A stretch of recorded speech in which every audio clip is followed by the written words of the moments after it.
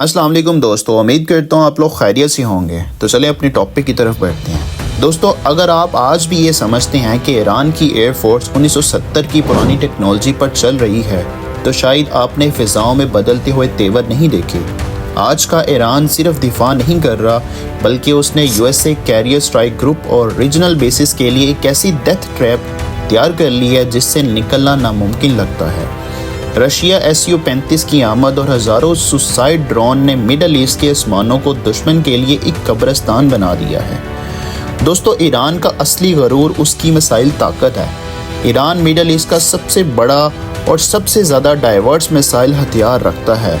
ये हथियार ख़ास तौर पर USA के रीजनल मिलिट्री बेसिस और एयरक्राफ्ट कैरियर स्ट्राइक ग्रुप को टारगेट करने के लिए डिज़ाइन किया गया है। दोस्तों, इस हथियार में ईरान के हाइपरसोनिक मिसाइल फतह 1 और फतह 2 शामिल हैं। ईरानियन दावे के मुताबिक ये मिसाइल मच 15 तक की रफ्तार हासिल कर सकती हैं और फ्लाइट के दौरान मरवर करके थर्ड यानी terminal high altitude area defences और AGS जैसे एडवांस मिसाइल डिफेंस सिस्टम को बाईपास करने की सलाहियत रखते हैं।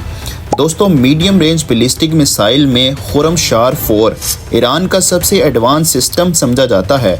ये मिसाइल 1500 किलोमीटर का वारहेड हाई प्रिसीजन के साथ कैरियर कर सकता है। सजील एक सॉलिड फ्यूल मिसाइल है जिसकी रेंज 2000 किलोमीटर तक है दोस्तों, और ये रैपिड लॉन्च कैपेबिलिटी रखता है ताकि प्री एम्प्टिटिव स्ट्राइक से बचा जा सके। शहबाब 3 और गादर लिक्विड फ्यूल मिसाइल हैं जो मिडल ईस्ट के साथ साथ यूरोप के कुछ हिस्सों तक टारगेट को हिट करने की सलाहियत रखते हैं। खैबर शिकन को हाई स्पीड टर्मिनल मुनव्वर के जरिए एयर डिफेंसेस से बचने के लिए ऑप्टिमाइज किया गया है। दोस्तों, शॉर्ट रेंज बैलिस्टिक मिसाइल में फतह 110 और फतह 313 शामिल है। ये सॉलिड फ्यूल मिसाइल इंतहाई ज़्यादा एक्यूरेट समझे जाते हैं और इनका प्रैक्टिकल यूज़ 2020 के अल असद एयर बेस स्ट्राइक में देखा जा चुका है।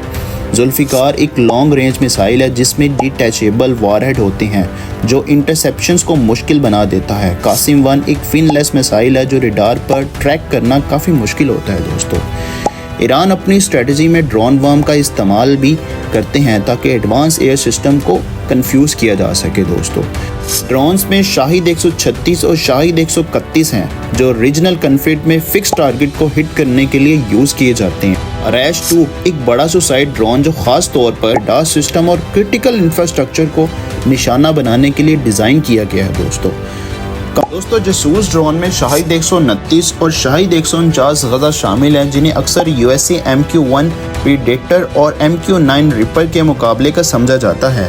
ये ड्रोन लॉन्ग इंडोरेंस और प्रिसिस स्ट्राइक कैपेबिलिटी रखते हैं। मुहाजिर 6 एक टैक्टिकल ड्रोन है जो सिविलियन के साथ साथ स्मॉल प्रिसिस गाइडेड म्यूनिशन लॉन्च कर सकता है। अबाबिल 3 और अबाबिल 5 मल्टी रोल ड्रोन है जो जसूसी और लाइट अटैक रोल में यूज़ किए जाते हैं। दोस्तों, नेवल वेपन के मामले में ईरान की स्ट्रेटजी एंटी एक्सेस और एरियल डिनाइल पर बेस्ड है। अंदाज़ों के मुताबिक दोस्तों, ईरान के पास 5000 से 6000 नेवल माइन हैं जिनमें स्मार्ट माइंस भी शामिल हैं। एंटी शिप मिसाइल में खलीजे फार्स एक सुपरसोनिक सॉलिड फ्यूल मिसाइल है जो मूविंग शिपिंग को हिट कर सकता है। दोस्तों, हार्मस 1 और हार्मस 2 इसके स्पेशल विजन हैं जो रडार और शिप्स दोनों को टारगेट करते हैं। कादिर और गादिर क्रूज मिसाइल की रेंज 300 किलोमीटर तक है।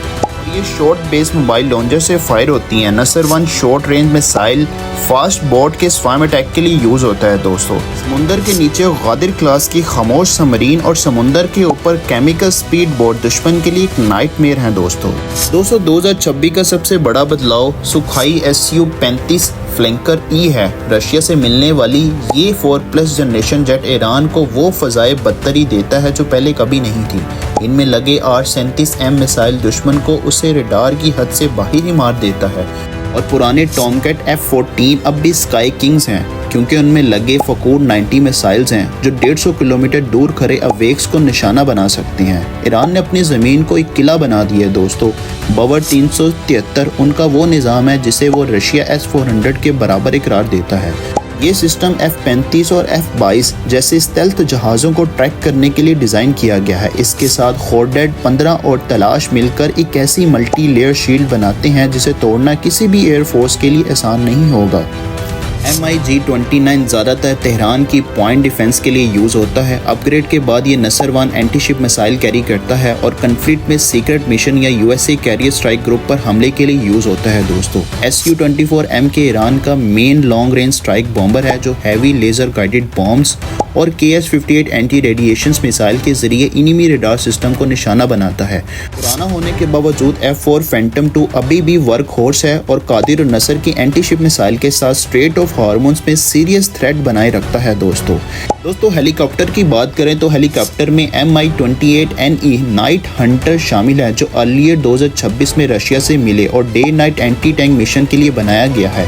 AH-1J कोबरा और तूफान USA कोब्रेस के अपग्रेड ईरानियन वर्जन है, जबकि Mi-17 हिप ट्रांसपोर्ट और IRGC कमांडो ऑपरेशन का बैकबोन है दोस्तों।